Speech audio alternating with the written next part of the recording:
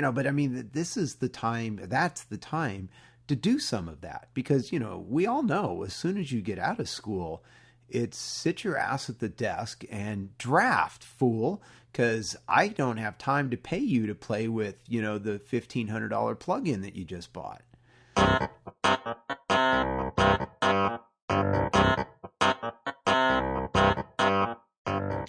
What's architecture really about? Archispeak is the show that dares to peek under the architectural kimono, exposing what architecture really is, what it is that architects really do, and show you why we are passionate about our chosen profession.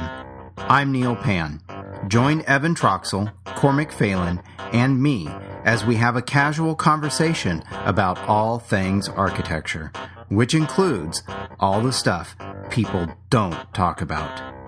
Think you already know what architecture is really about? Tune in to find out.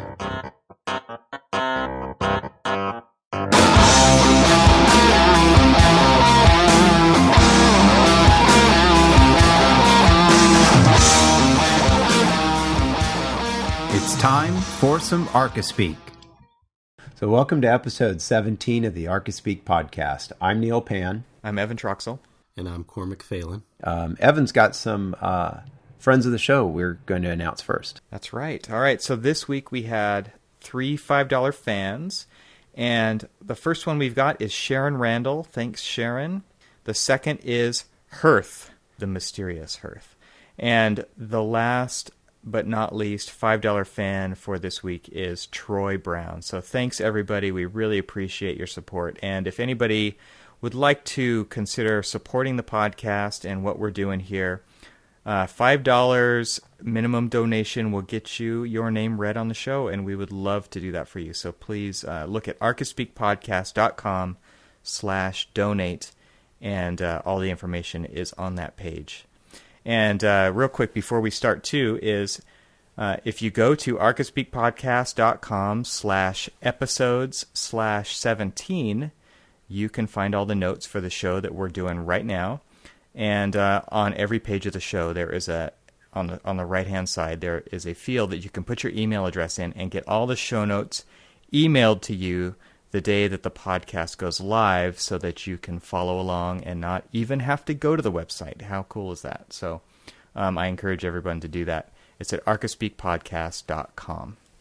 So, Cormac, you teased us earlier this week about a quote, I guess it was, from Frank Gehry, and you have not actually told us what it is, and we thought it'd be kind of fun to have you just read it to us and get our raw reaction. So none of this is rehearsed. We have no idea what this is. So take it away. Neil, do you have your Jeopardy buzzer ready?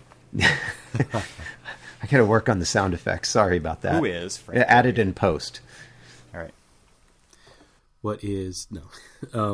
Well, so we all follow so many different Facebook, Twitter, and other social media posts for different architects, artists, and things like that. And from the art and architecture page of on Facebook, the people that I follow, it's just called Art and Architecture. They had a quote from Frank Gehry, and I guess it because it was coming off of the heel. Reading this, it was coming off of the heels of one of our previous podcasts with talking about constraints and things like that, and all of the dialogue that we had about constraints. This one just kind of hit me as annoying as hell, to be quite honest with you, for me. And and so the quote was, "I don't know why people hire architects and then tell them what to do." Oh, I've seen that before. I guess I've seen that on Life of an Architect. Yeah, well, I haven't seen it there, but I mean, to me, first, without people, there wouldn't be there would be no work for the architects unless the architect is the developer himself and paying for it and doing everything all by himself. But since we don't live, work, design, and everything else within a bubble, and we do have all of these other constraints, first and foremost is what the client actually wants.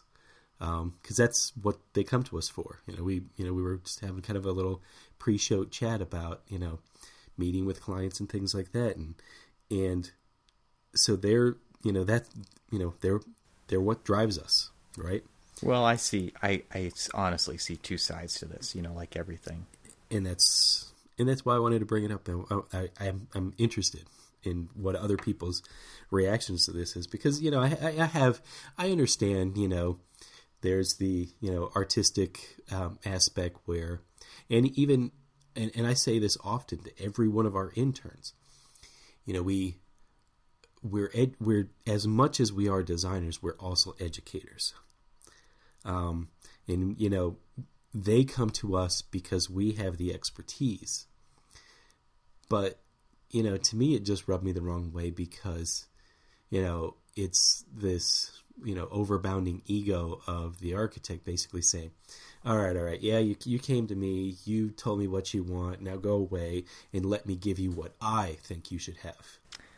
Well, yeah, I think it depends on the mood you're in when you read that. Because I can totally see where he's coming from when it comes to, there's a lot of times where we're working on a project, and to kind of take the opposite position you are, because I totally agree with what you're saying.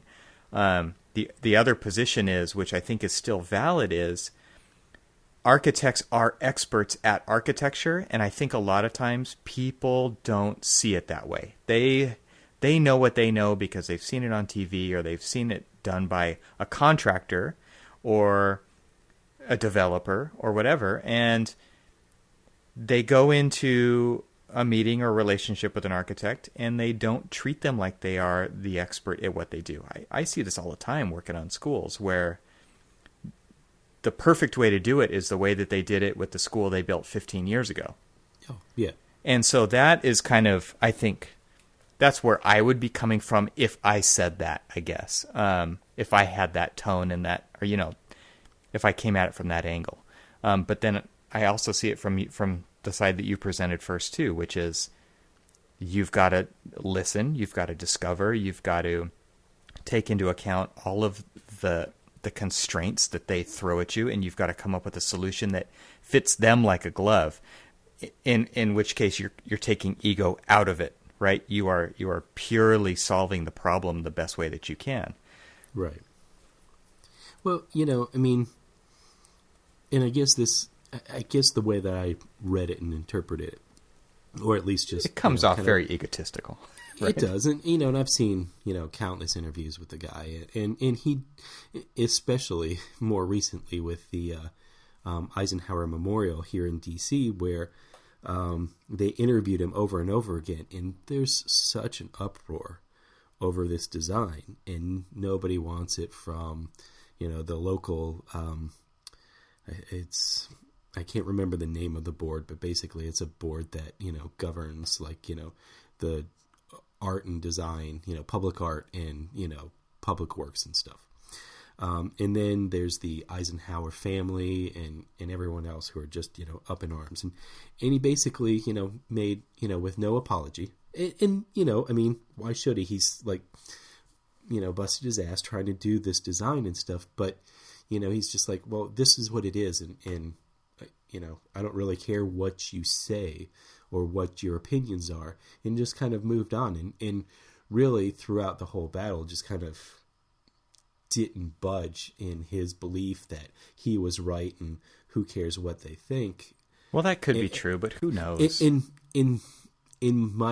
that's kind of how I read it based off of, my kind of my impression of him throughout this little, because it's pretty big local news, or at least in the architectural community, it's pretty big local news. And I just couldn't help but think about quotes like this, that's what does architects and architecture a disservice when they see, some pompous fool getting up there basically sitting there saying, this is what it is going to be, and you can't tell me otherwise.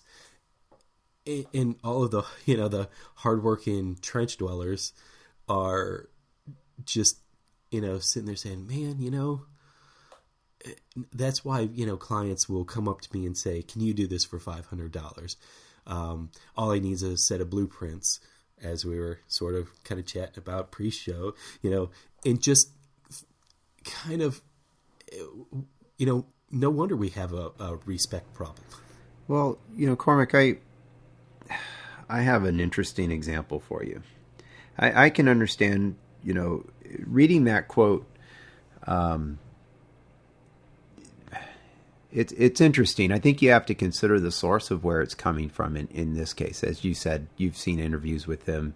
You understand where he's coming from when he makes that statement. But let me give you one example of a project that I've been working on, where the client literally contacted me after they went down that road, where they tried to design it themselves. They hired somebody to draw some blueprints for them, and ultimately decided this really sucks and it's not what we want. And so they thought, well, okay, we really need an architect. And that's when they contacted me.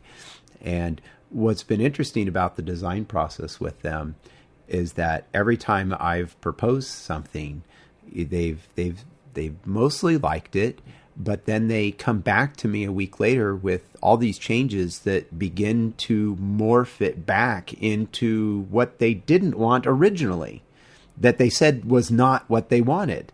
But they keep pushing the design back to these kind of awkward spaces and these weird, arrangements of spaces that were present in the initial design that they said that they ultimately didn't like. And so in that sense, that's a good example of, why are they hiring me when they just keep going back to what they want? And at some point, it's like I throw up my hands and say, okay, you're not even listening to my advice anymore.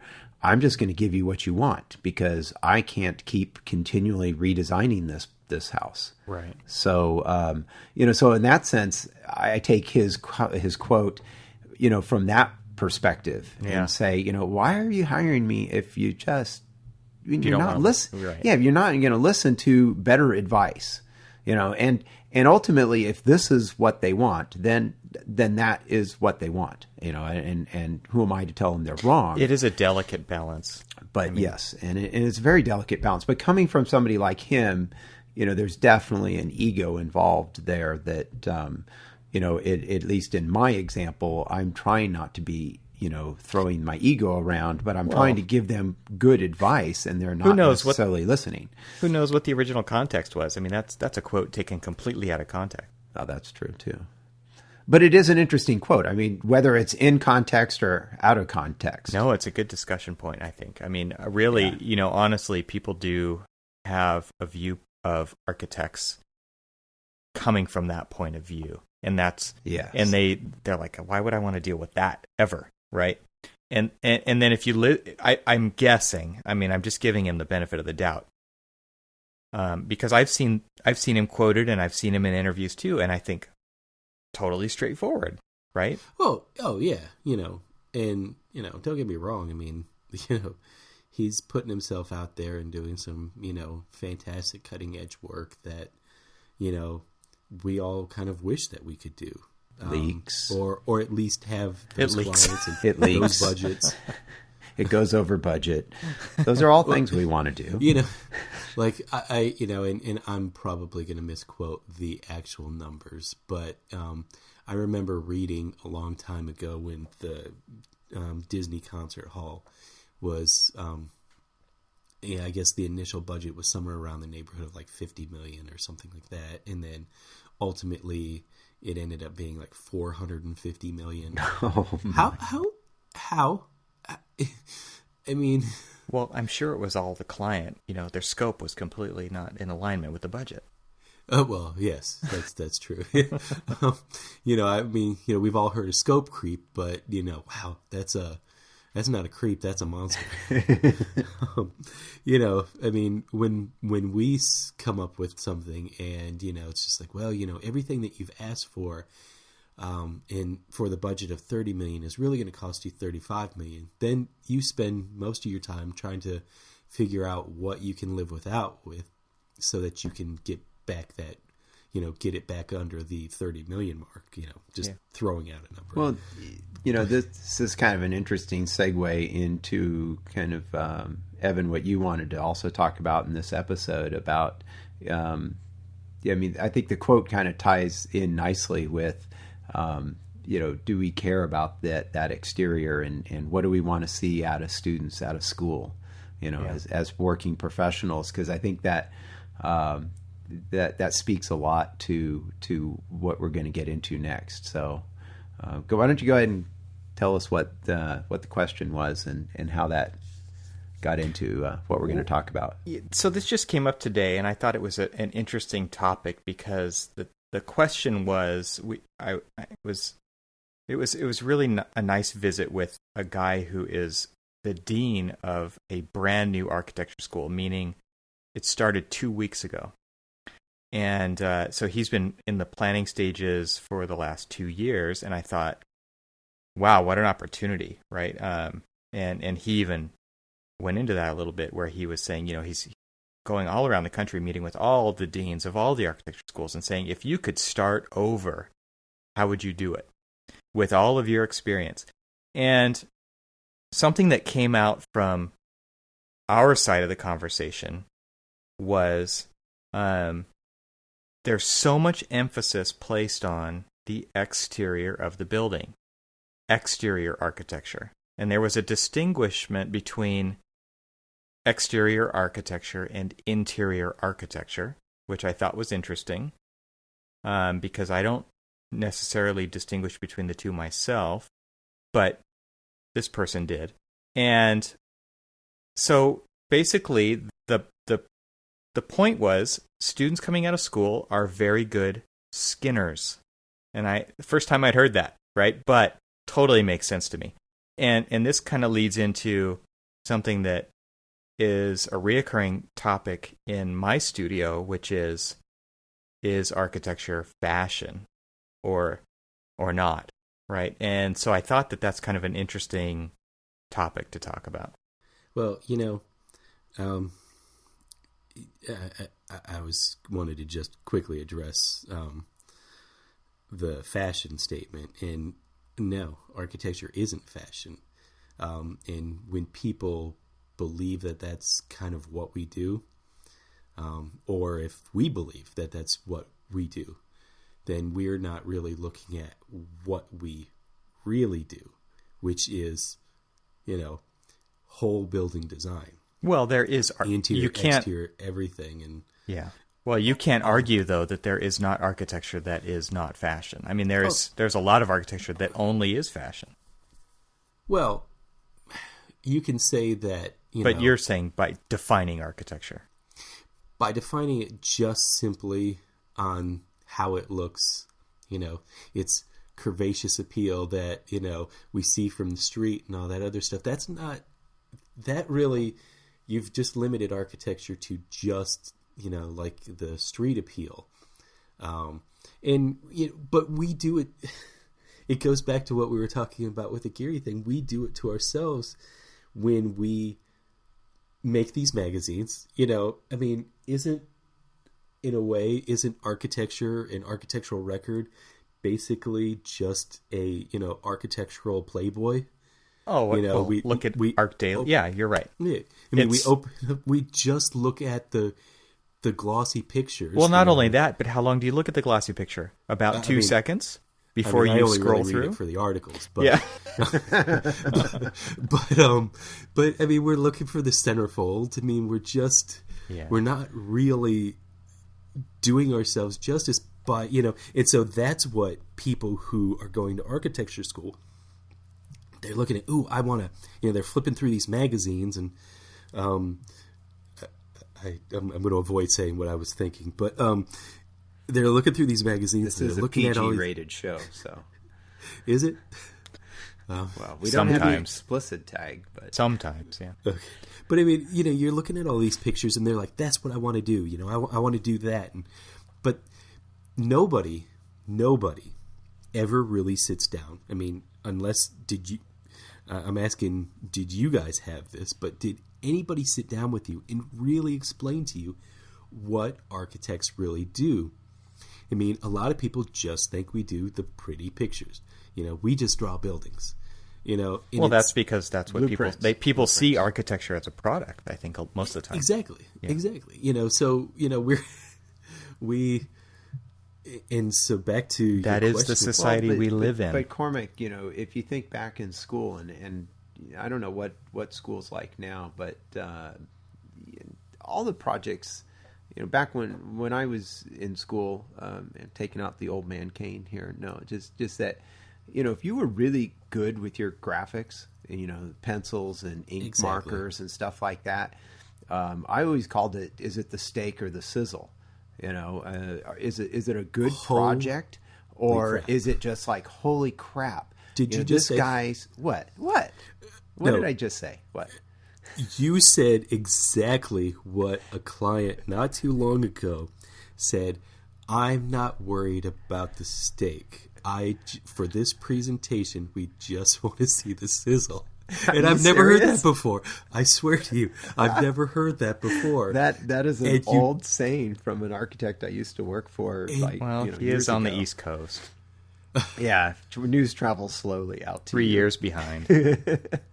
No, the problem is that we said it a decade ago, but it got out to you guys. You already forgot it. And it's we'd already forgotten about it. Yeah. So, no, but what I was getting at was, the projects that look good. I mean, if you've got the great graphic hand, and there was rarely, there's always that one or two people in class that not only had the great graphic hand, the pens and the markers and everything, but then they had a great design work. But most people, there might be some great graphics out there, but you start looking at the project and it's like, maybe we'll get into this maybe later, but it's art. It doesn't work. I don't know what that is, but this plays right into that quote that I put down, which you didn't like, which is, what quote was that? Let me look it up. No, design has to work. Art does not. Design has to work, and art does not. I mean, Donald Judd. We'll have a link to that in the show notes. I think that's a great quote because, I mean, that really gets to the heart of this issue for me. That's the difference between architecture and a building, and that's the difference between architecture and fashion, which is the real problem solving to me happens in the planning of the building.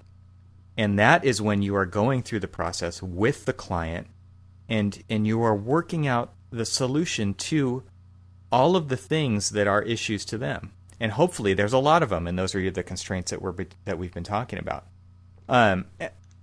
So look at the Walt Disney Concert Hall. Fashion or, is that art or design? It leaks. Have you been in it? No, I haven't actually.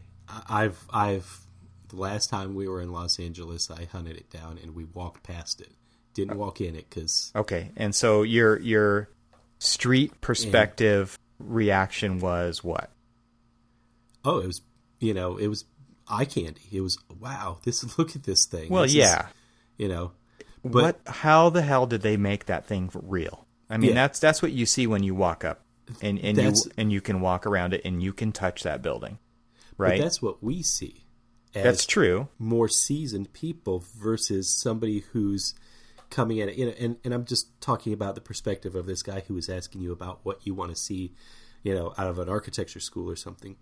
The people going into architecture school have that, initial visceral, oh wow, look at that, that's amazing, and don't really kind of piece together what it took to get that building to where it's at now. So yeah, you're right. Well, I would say that, what you said about that's our perspective versus, I bet you there are a lot of people who say that's not architecture, right? To a lot of people, architecture is tradition.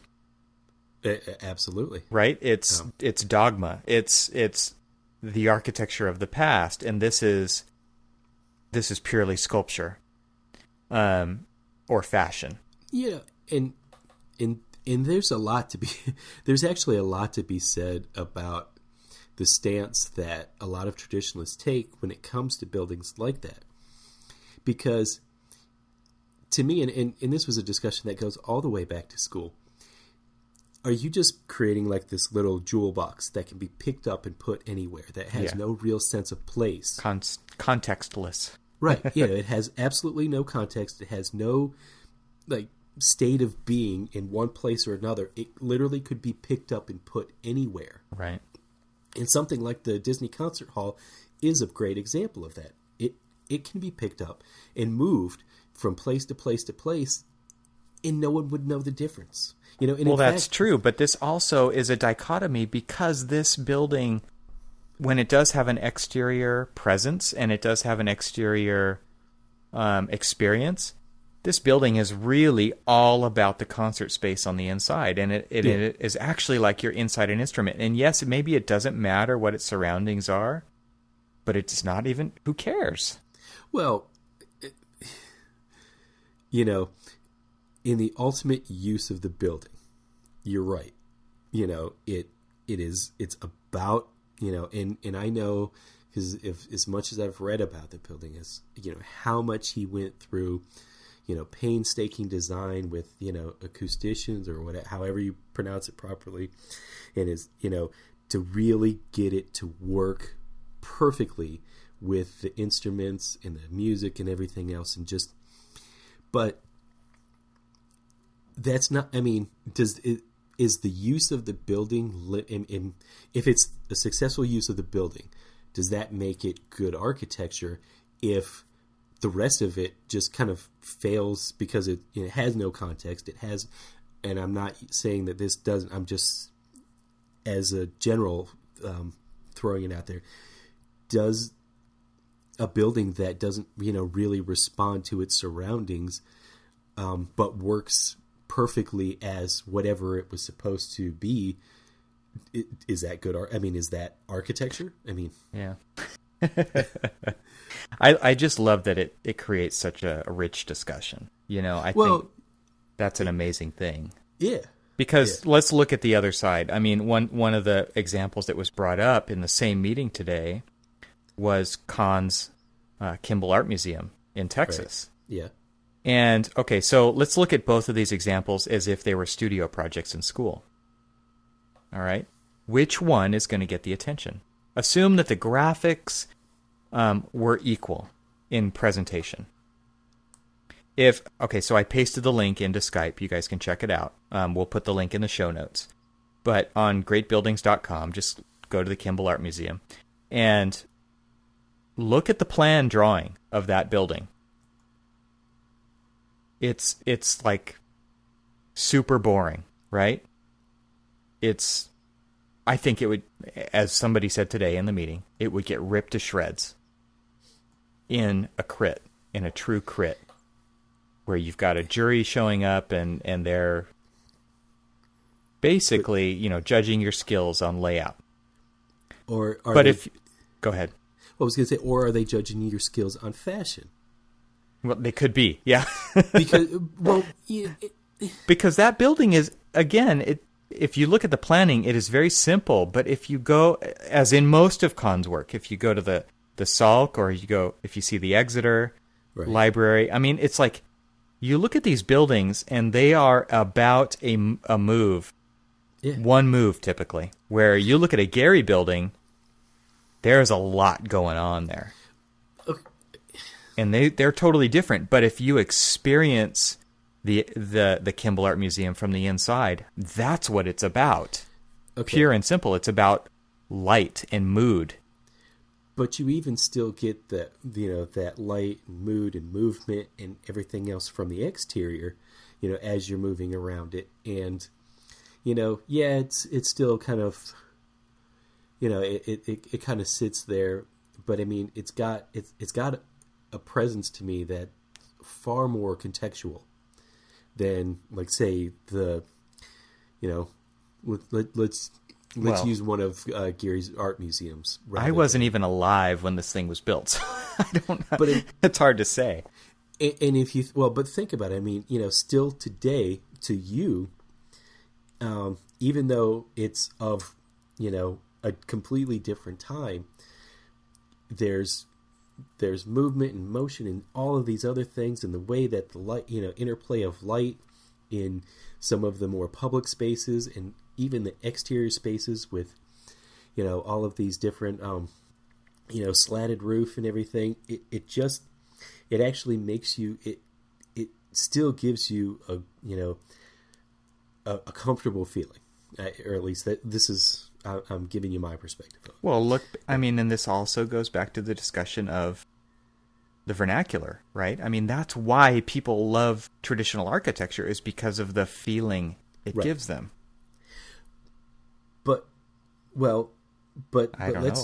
let's go back to, something that you were saying a little bit earlier about, okay, so when you go inside the Kimball Art Museum, it functions perfectly as an art museum.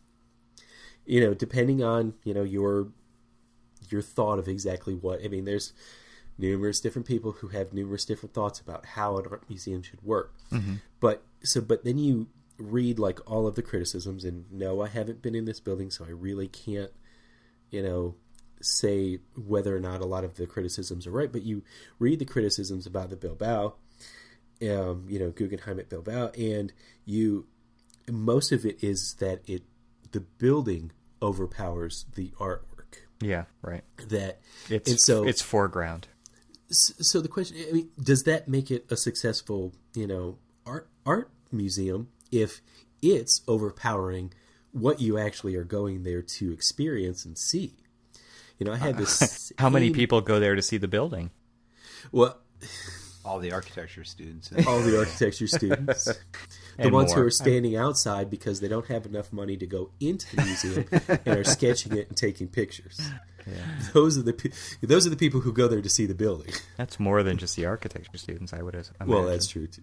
But I mean, okay, so sorry, tangent. I had this blog that's now defunct because the Twitter actually bought the God, I can't even remember what the blog Posterius or something. Posterius. It's not your rear. Yeah. No. Yes. Sorry. my posterior blog. Your posterior blog.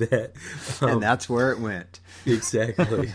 But it, I had written kind of a comparison criticism about the new Salvador Dali Museum in St. Petersburg, Florida. And to me, it's pure eye candy.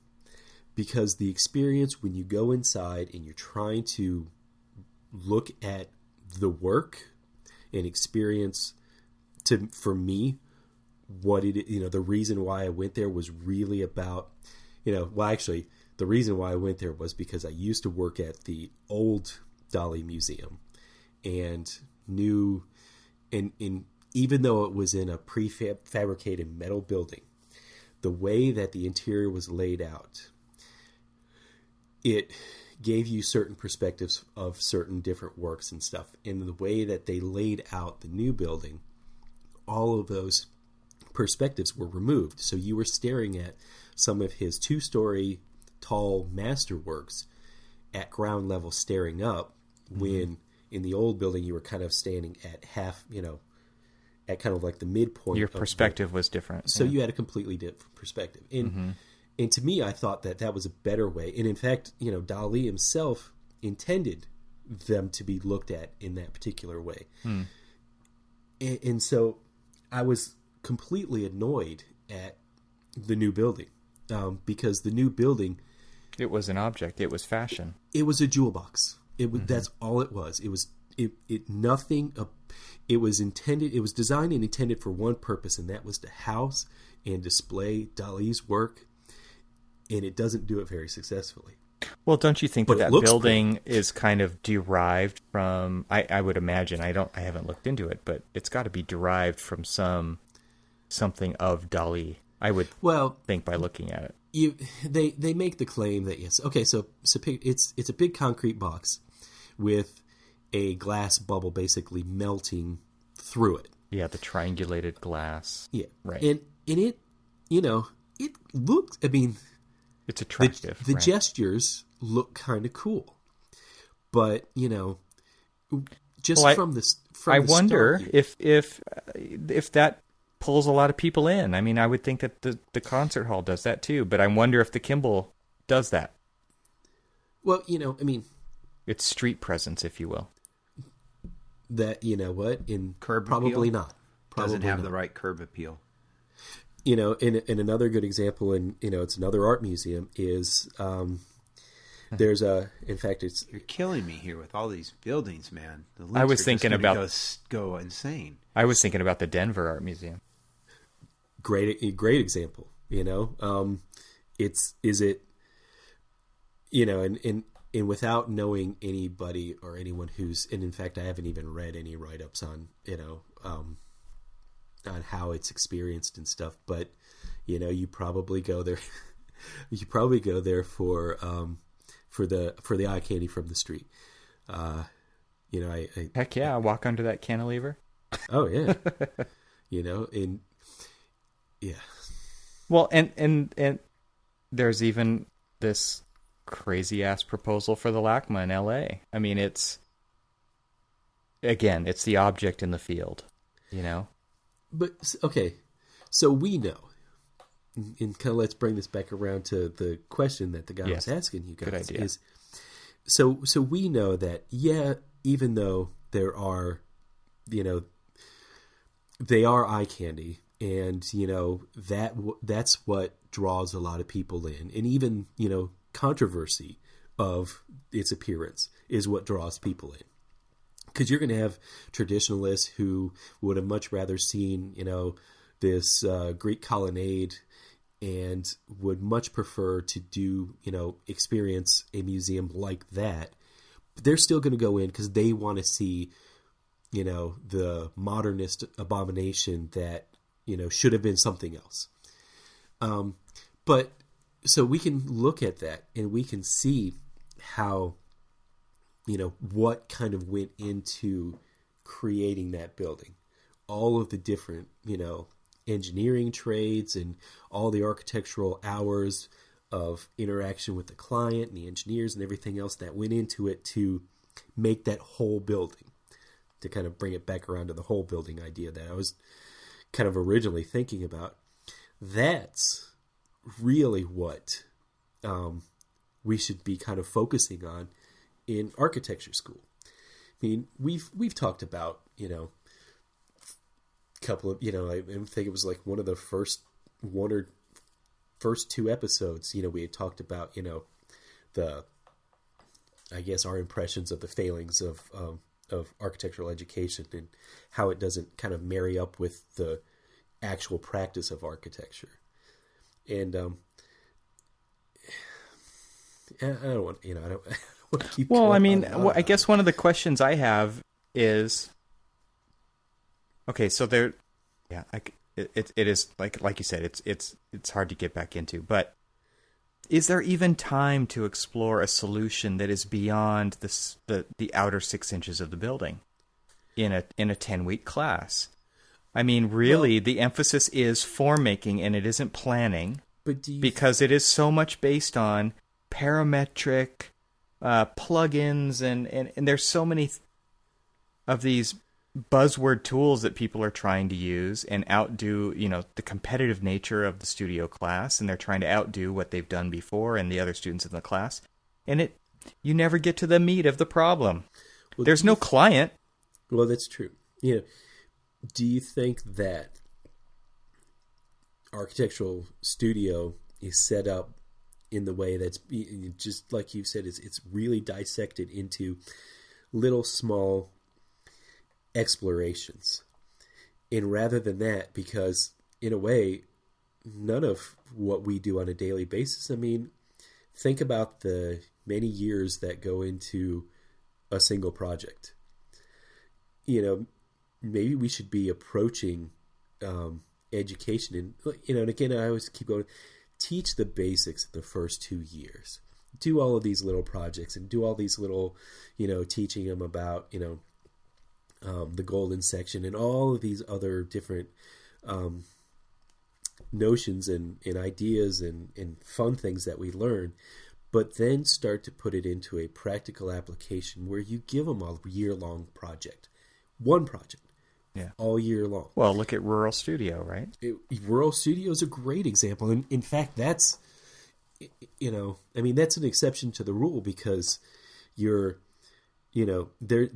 teaching you, you go out there in second year. When you go out there in second year, you're doing a lot of design work and grunt work, but, you're able to see, and this is the thing that I have always thought was the beauty of the Rural Studio. In something that I kind of preach to, interns that come work with me, that it teaches you that the lines that you put on the paper actually mean something. Right. Greater than just, the composition that you're creating on a 24 by 36 sheet of paper. It actually has to be built. And the beauty of that is that that person who put the pen, the pencil to the paper is also swinging the hammer. Mm-hmm. And that, I think, is just the most invaluable tool because it actually shows you, okay, oops, I screwed up on where I did my calculations wrong, or I did this, I just sketched this up and I thought it would look really cool. But now that I actually build it and I see what the actual materials are and everything else, I can't actually do it the way that I hoped to do it. The great thing about that is that it takes the blame out of the equation. Exactly. Right? There is no one to blame. It's all on you. Yeah. And it isn't about pointing the finger. It is about finding the solution, which is what we are supposed to be doing anyway. But Cormac, shouldn't school also be a time when you can play and maybe have some fun and not worry about so much, can this be built, but explore ideas and I know it eventually has to be built, but one of the things that I don't know, maybe it's just who I was, maybe it didn't really matter, but I thought one of the things that hindered me in school was that I went and worked first and then for a few years or something and then moved off to school and but it always made me think in the back of my head. Yes, it made me think practically, and maybe that's just who I am, so maybe that throws out that equation, but I always felt that my fellow classmates that didn't have any experience, had never drafted detail in their life, were much more free to explore and not really think about could something be built or they nowadays they'd probably be the ones at the computers doing all the fancy plugins and hey, check out this rendering technique, doesn't that make my place this skin look cool? Well, but this is the time, that's the time to do some of that, because we all know as soon as you get out of school, it's sit your ass at the desk and draft, fool, because I don't have time to pay you to play with, the $1,500 plugin that you just bought. Well, no, I think, honestly, now, I think that's how it was when you got out of school, Neil.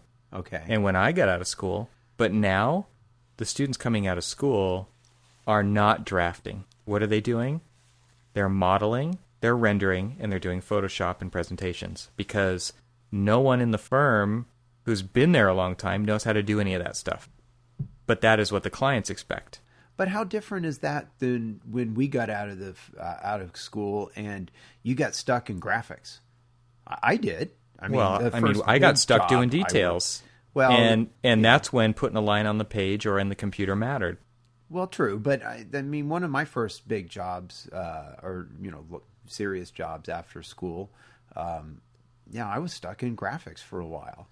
Right. And before they ever let me sit down at all of the 4 computers they had at the office at the time for 36 people, then it was like, oh well, we only draft things, little fun old man get off my lawn here, but we only draft plans in the computer, elevations.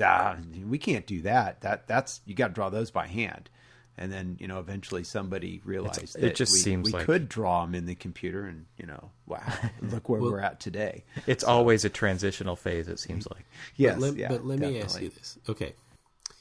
Yes, I will agree that school, there needs to be a certain portion of school that is fostering the exploratory nature of architects so that they can learn and understand and appreciate the spatial relationships of plan, section, elevation, and everything else, and really kind of understand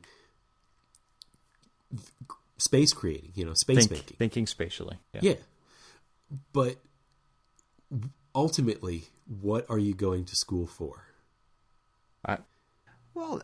So Cormac, here's another example. When I was in school, we were doing things all by hand, and there was one quarter, and this was back in 1990, where the professor I had set up a class. He got 4 licenses to some, crazy architecture program out of Europe called Archicad. We all know about it nowadays, but this was like version 2 point something, and we spent an entire quarter doing nothing but exploring, what we now call BIM.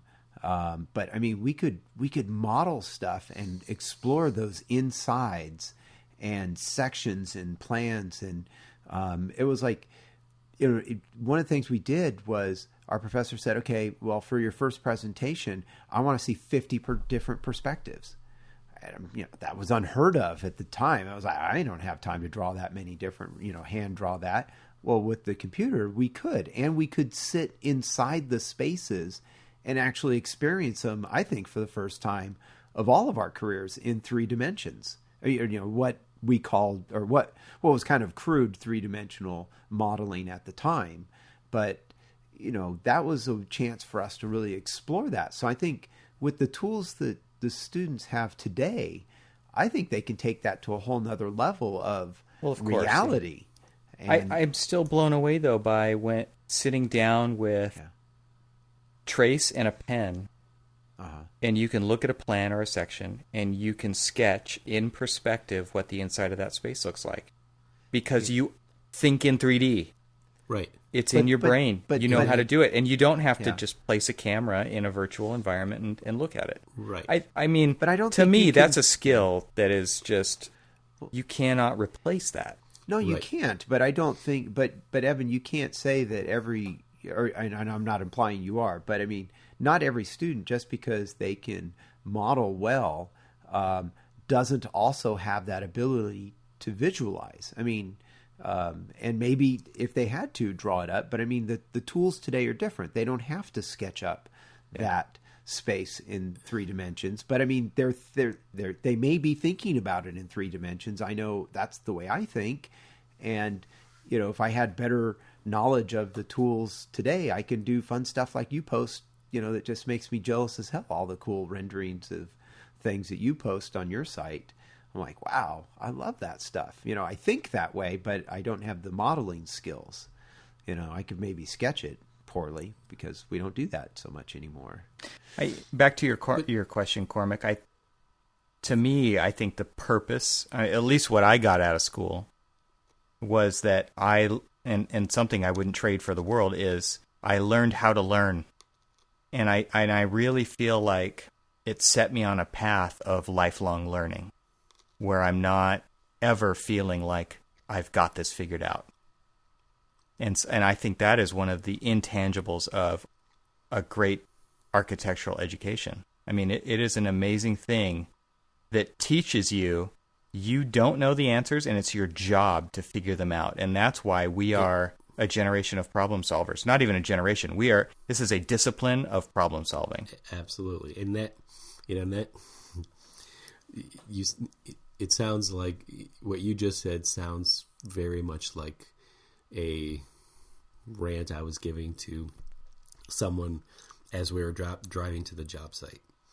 Because she's new, fresh out of college, and I was asking her, why did you get into architecture, and what do you think architecture is, and all of this other stuff, and basically trying to get around to talking about problem solving, and that's kind of the most you just said it. I mean, that's the most important skill that we have, is being able to identify and ask the questions and keep asking and keep learning. And, you ask more questions and you learn more about the solution, and then you keep asking more. And it may have solved one solution, but now you're on to the next one, and it just continues to build. You're right. I mean, that is one of the most valuable things that come out of school. But, what should be the practical, you've got the intangible of, this desire to continue to learn and problem solve and things like that, that really is not quite a tangible thing. But what is the tangible things that we should expect, require, demand out of new graduates? Is it simply you should know the latest and greatest tool to draft, design, and model so that we can use you and abuse you to our fullest extent in doing renderings and modeling and things like that, and eventually you'll get the knowledge to really kind of cut it as an architect or an architectural professional. But as of right now, all we really need you for is, can you crank this stuff out because we've got a presentation? I mean, what is it that we should be expecting, as the tangible knowledge coming out of school? I mean, well, what were some of the answers people in your office had for this gentleman? Well, my answer was, you've got to show an ability to think spatially, and you've got to. I guess one of the things that I don't like to see in graduates is checking stuff off the list. You give them a set of red lines, and they do most of them. You know what I mean? They just do them, and they're not thinking about what they're doing, but they're just doing. Right. And to me, that is a college training someone how to work in a cubicle rather than training someone how to think for themselves, and even to ask questions, even if that is the most annoying thing that you can think of on a Monday morning. As someone who's worked in the profession, it is invaluable to the development of that individual to be able to have a safe place to ask a ton of questions and fill their mind with experience that way. And so thinking spatially, learning how to learn, learning how to ask questions, and because honestly, is their main skill, if it is rendering and modeling, that adds value to your firm. I mean, it is something that is necessary and needed, but what you don't want to do is pigeonhole that person into that position. It's a buildable skill. Architects need to be well-rounded individuals who have a multitude of experience in so many of these different parts of the discipline. It is a huge multidisciplinary vocation, and we need to be able to think in business and in design and in production and in management and in all of these things. And there's no way we could ever expect someone to come out of school with that kind of education.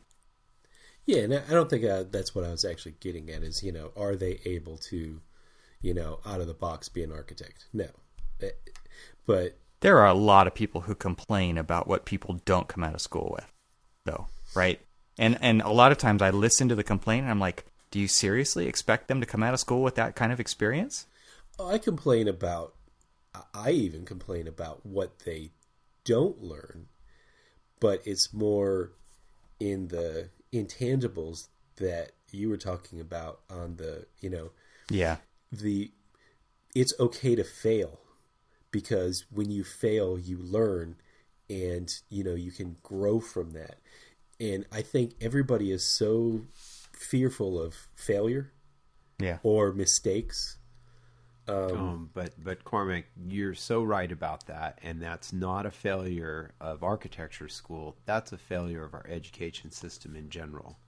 And I'm only I say that as the parent of a first grader and a third grader right now. The not only I'll say that part of this is peer pressure too. It's like you don't want to fail, especially as an 8-year-old, around all of your buddies in class. You don't want to look like a fool. I mean, nobody does. But fostering that environment in the classroom where, it is okay to fail or okay to ask questions. I don't see that in the elementary school right now. And, maybe therefore we're not seeing it in architectural school, and maybe we're not therefore seeing it in the office. But you're right, Evan, you have to have that sense and also too, as the individual, you have to take it upon yourself to ask the stupid question. Sure. We hear it all the time, right?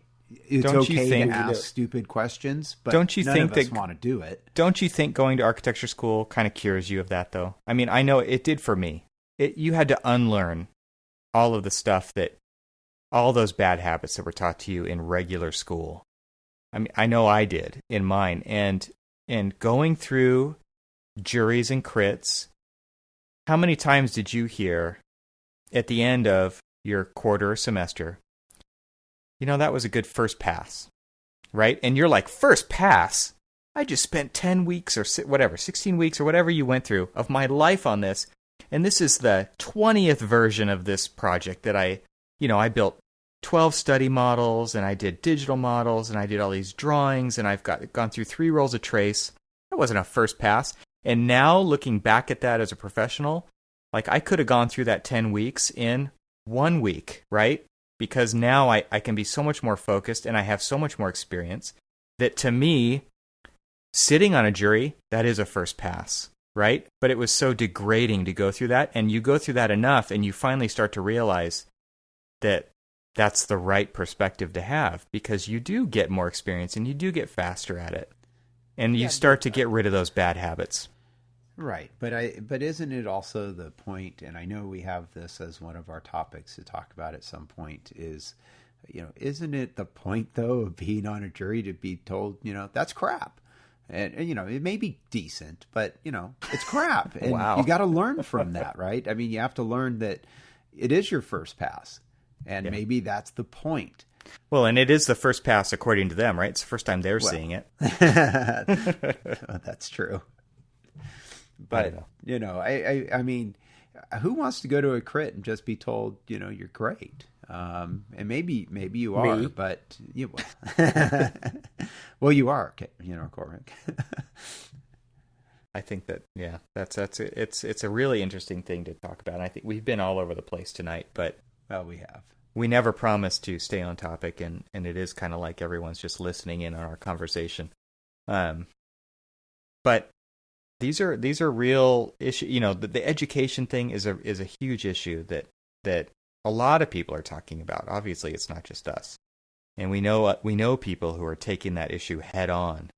And I think it's a really interesting problem, and I think it's something that the industry has to get a lot more involved in. If there's something that we want out of the education system, then it's on us to tell them and to make it happen. I mean, because otherwise they're operating in a vacuum. You know what I mean? And so that it is an issue that people need to devote time to if it's something that they want to see something else come out of. It's really interesting. I think the answer to the first question tonight, which is architecture fashion, is really individualized. I know it was a question that was asked, I think, when I first started architecture school. It's like, okay, write a paragraph or write a paper. What is architecture? Everybody has a different opinion of what is architecture. And some people are going to think that, the Denver Art Museum or the Disney Concert Hall is architecture. And to some people, that is architecture. And then to other people, the Kimball Museum or just, the house next door, that's architecture. So it's something different to everybody. And I don't think either one is right or wrong. But as an architect, when I look at something like this Disney concert hall, I just go, what? But I'm like, wow, maybe I just don't think that way. And well, I think a lot of it has to do with that somebody does, and they get it built. Well, that's a huge thing. But I mean, I guess a lot of it comes down to you've got to go experience it for yourself. Yeah. And then you get to decide, right? And it might not take more than one visit. But I went to Sydney thinking, Sydney Opera House, it's kind of weird, right?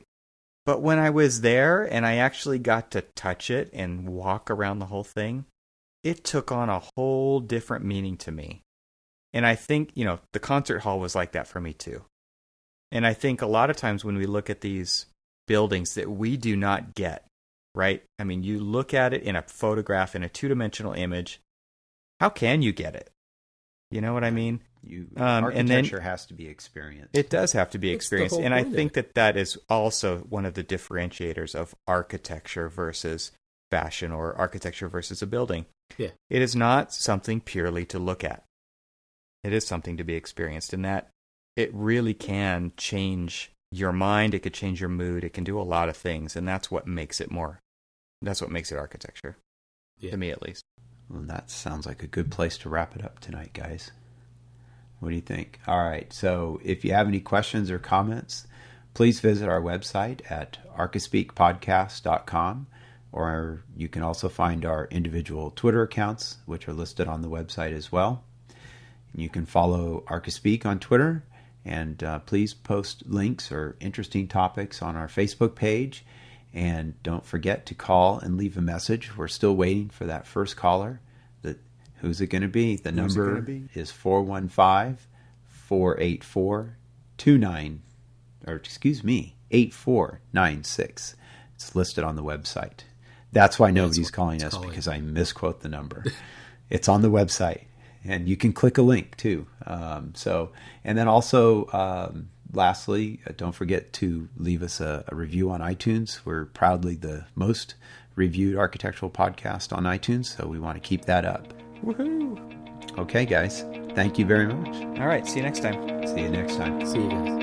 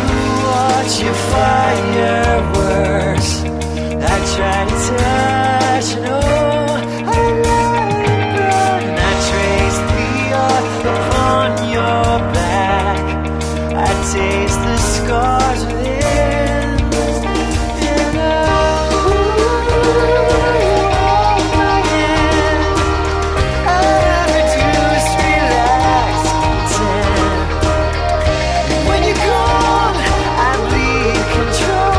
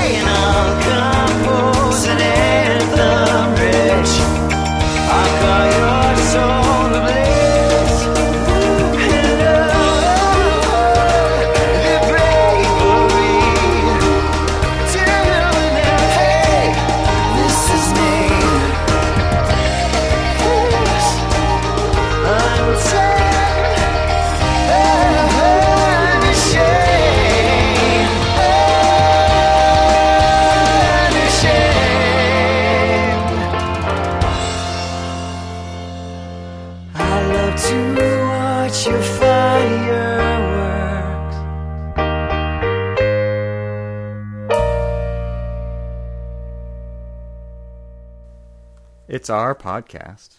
Podcast. You can't tell me what to do. What you talking about?